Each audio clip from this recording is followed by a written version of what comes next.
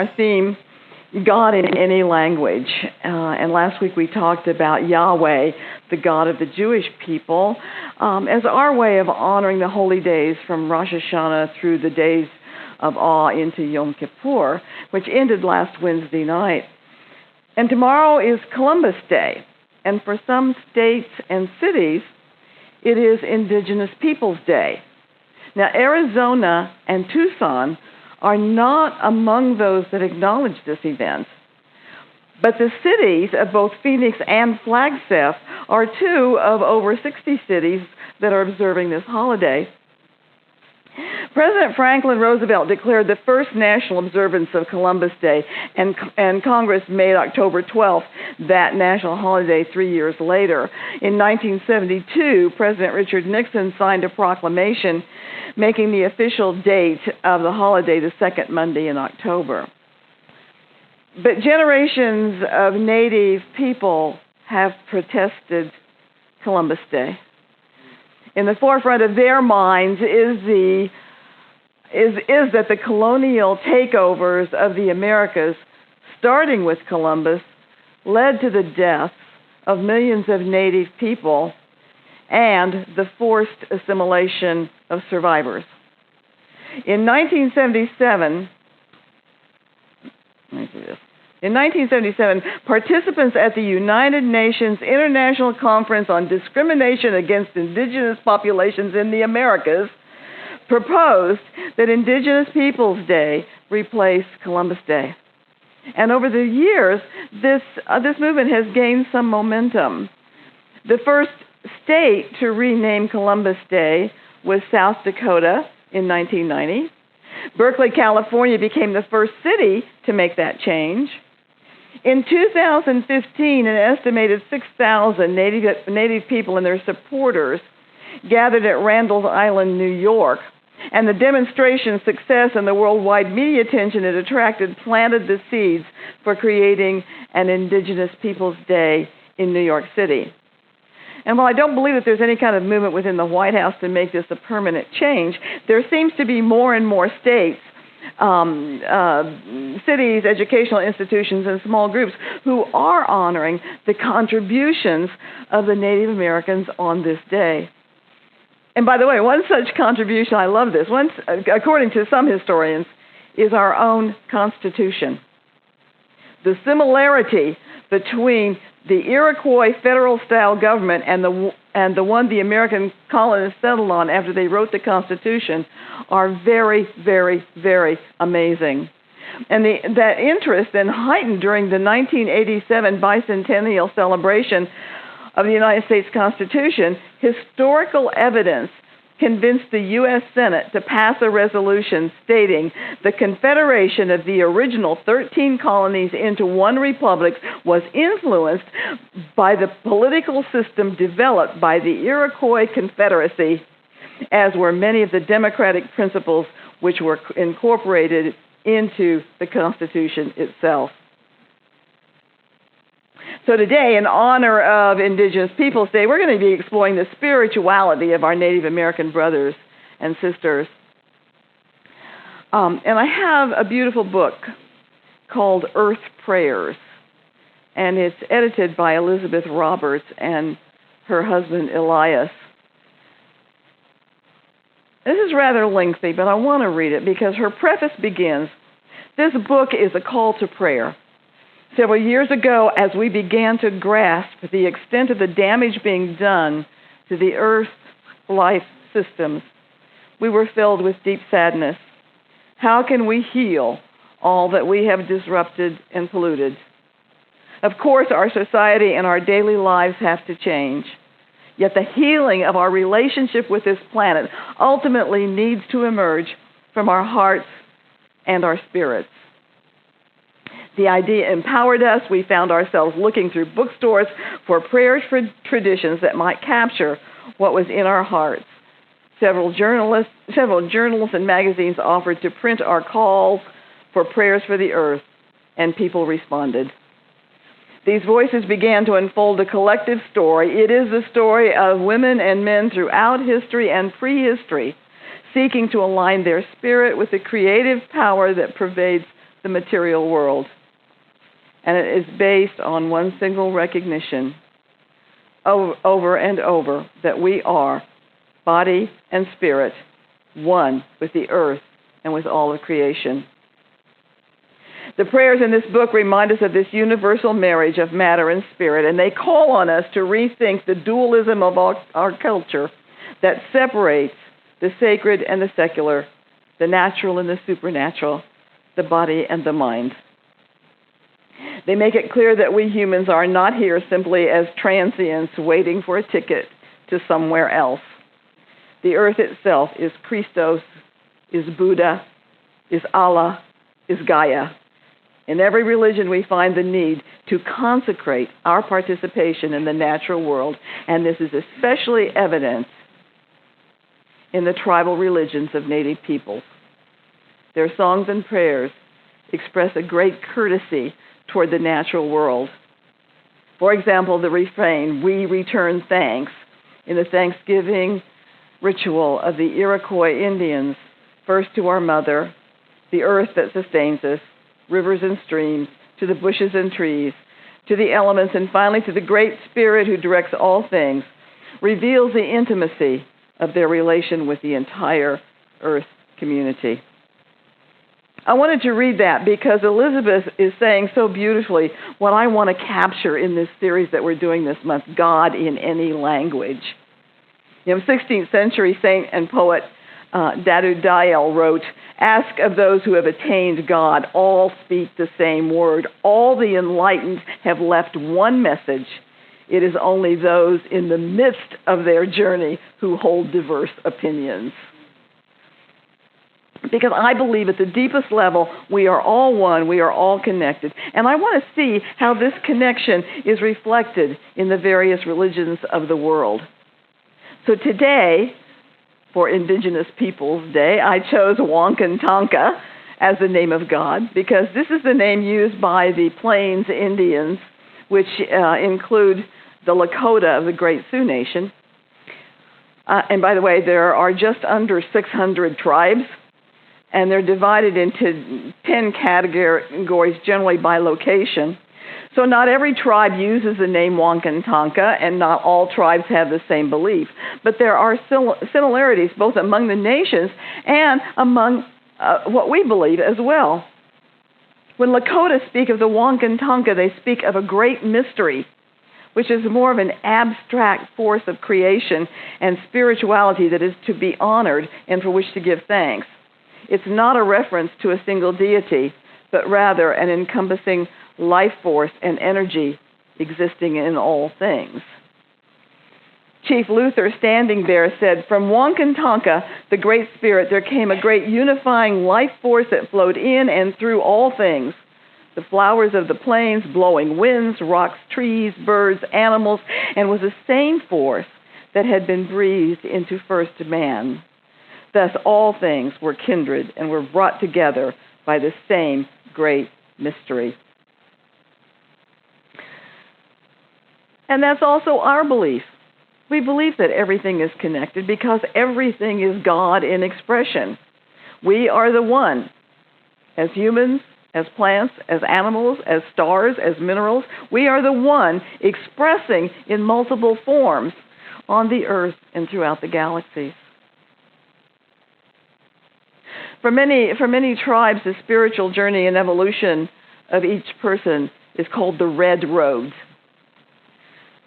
Wambly Stina Wynn, this is a woman who is the associate professor and director of the Bacone College Criminal Justice Studies Department in Muskogee, Oklahoma, says this: "According to Lakota belief, the Red Road begins even prior to conception and is a path which is available to those who are spiritually inclined.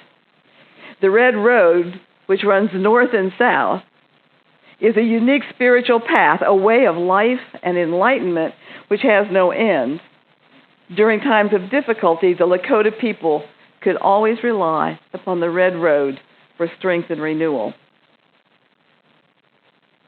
So according to the legend, the white buffalo calf pipe woman brought the sacred pipe to the people, gave them knowledge of the Red Road, and gave them 7 sacred virtues which are to govern one's life. So walking the red road requires a deep sense of obligation and personal commitment to each day practicing and embodying the 7 sacred virtues, and they are prayer, honesty, humility, compassion, respect, generosity, and wisdom. During the year, the Lakota perform ceremonies that remind them of these virtues, both in individual ways and as a member of the community. There are dances, there are sweat lodges, vision quests, the pipe ceremony, and other rituals. So that brings the red road and its commitment close to the people through their ritual. And there's a number of ceremonies and rituals that are a part of every tribe that I read about. The Hopi have a beautiful mythology of their 4 worlds. They believe that they emerged in the first world, which was lush and beautiful, but they forgot to practice the virtues of the red road, so that world was destroyed. And in the subsequent worlds, each was a bit more harsh and formidable than the last one. And finally, but they forgot each time, so it was destroyed. So finally, they emerged in the desert where planting and farming is very difficult and where hunting is difficult as well. And their bleak surroundings, however, are a perpetual call to follow the red road. They believe that they have deliberately been brought into this harsh environment as a constant reminder that they must live from a deep spirituality if they are to survive. So their lifestyle is full of rituals and ceremonies to keep them from forgetting the virtues of the red road. And I think that's something that's missing in Western spirituality, including our own science of mind, the practice of ritual. Because rituals do take us into the interior of an action and give us a sense of both connection and sacredness. Years ago, I watched a program, and it was about a Hollywood director who wanted to film a famous Navajo silversmith as he made jewelry. So the director explained what he wanted, and when he called action, the artist came out of his hogan, slowly turned and thanked the 4 directions, got a drink of water, and washed his hands. The director called cut and told the man, "No, all I want you to do is just the art." The artist said, "I understand," and the filming began once again, and once again the man came out of his hogan, thanked the 4 directions, got a drink of water, and washed his hands. The director was totally frustrated with the artist, but what he didn't understand was that in the artist's mind, there could be no art without the ritual. The ritual of thanking the 4 directions, of drinking water, of hand washing were all just as necessary to his art as were his talents and as the silver and turquoise that he used. So rituals are connections, spiritually and physically, to everything around us and to the history of our evolution. They are reminders that return us to the red road and the 7 virtues. And it's true for any culture. We talked about the days of awe and Yom Kippur last week, which is the ritual that reminds the Jewish people of their covenant with God. And actually, when you think of it, it includes the same virtues: prayer, honesty, humility, compassion, respect, generosity, and wisdom. In some way, shape, or form, that's part of the way to Yom Kippur. The Dene people, the Navajo, consider their religion as the corn pollen path. The corn pollen path is the sacred great mystery, which is lived out in what they call the beauty way. And I found several versions of the beauty prayer, but I found one that was very similar to a chant that we do that was written by Karen Drucker. Oh, beauty before me, beauty behind me, beauty to the right of me, beauty to the left of me, beauty above me, beauty below me, I am on the pollen path. In the house of life I wander on the pollen path. So just as the red road is walked by living the 7 virtues, so the pollen path is lived through the beauty way.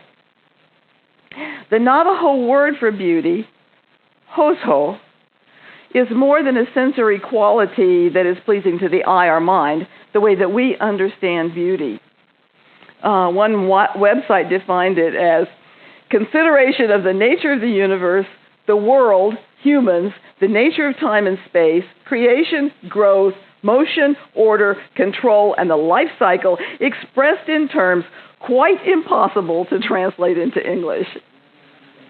So rather than an aspect of life, Hoso is a way of life, which senses the sacredness in every person, creature, act, or experience. And perhaps the best that we can do is to understand it as a concept of balance, harmony, peace, and beauty. So to be in Hoso is to be in equilibrium, at one with and a part of the world around us. And I think that this peace, balance, beauty, and harmony goes beyond the moment of our experience. Oh, beauty before me is not only what I see in front of me, but also the beauty of the future, the experiences that are forthcoming. The beauty behind me is the beauty of my past, the past of my people, and it extends to the beginning of time, to everything that has brought me to this place in this time. Beauty to the right of me, beauty to the left of me, takes into account those experiences, those filled with joy, those filled with sorrow, that have become a part of my heart. Beauty above me is not only the sky, sun, moon, and stars, it is also the endless possibilities that await me. Beauty below me is not only the sacred ground, grass, and plants, but the depth of who and what I am as I move into deep and silent prayer, contemplation, and meditation.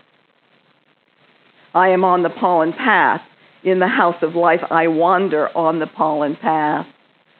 I know that I am more than what I see or experience with my senses. And as I live my human life, the pollen path reminds me that I am also divine. So every Native American culture that I looked at has this depth of understanding that the great mystery, no matter what we call it, is real.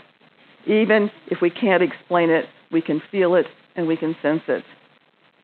So our founder, Nassauns may not have studied the Native Americans in his quest to understand this mystery, but I believe that when we peel off the dogma and doctrine in any philosophy or religion, as he did, what we find at that mystical level is the same language. At the deepest level, we are one, we are connected, we are part of a continuing story that began with the Big Bang and will continue across eons. And when you and I see this connection and the sacredness of all things, and when we act in accordance with that wisdom, we are walking the red path, the corn pollen path, the beauty way, and practicing the 7 virtues. This is all part of it. And I'd like to close today with a prayer. Excuse me, my nose is really itching. I would like to end with a prayer of the Iroquois that was mentioned at the beginning from the Book of Earth Prayers. Each line begins with we return thanks. And I would love it if we would say that part together and make this kind of a shared prayer. You willing to do that? Okay. We return thanks to our Mother, the earth which sustains us. We return thanks to the rivers and streams which supply us with water. We return thanks to all herbs which furnish medicines for the cure of our diseases. We return thanks to the corn and to her sisters, the beans and squashes which give us life. We return thanks to the wind, which moving the air has banished diseases. We return thanks to the moon and stars, which have given to us their light when the sun was gone. We return thanks to the sun that has looked upon the earth with a beneficent eye. And lastly, we return thanks to the Great Spirit in whom is embedded all goodness and who directs all things for the good of his children. Aho Namaste.